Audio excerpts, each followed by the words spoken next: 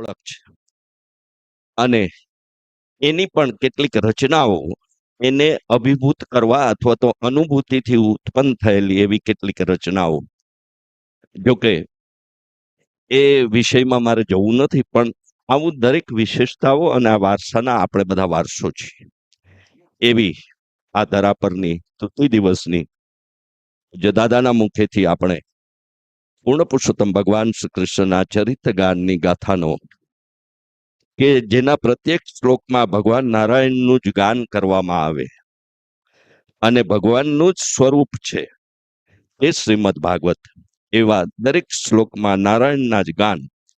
અને જે ભગવાન પૂર્ણ પુરુષોત્તમ ભગવાનનું જ કૃષ્ણનું જ સ્વરૂપ છે, વાંગમય સ્વરૂપ છે, એવા ભાગવત ભગવાનના તૃતીય દિવસના જે જિજ્ઞેશ દાદાના મુખેથી સ્ફુરિત થતા એ રસગંગાના અમૃતથી આપણે સૌ પાવન થઈએ અને પૂજ્ય દાદાને આપણને સૌને પ્રેરિત અને પાવન કરવાની આપણા સૌ વતી વિનંતી કરતા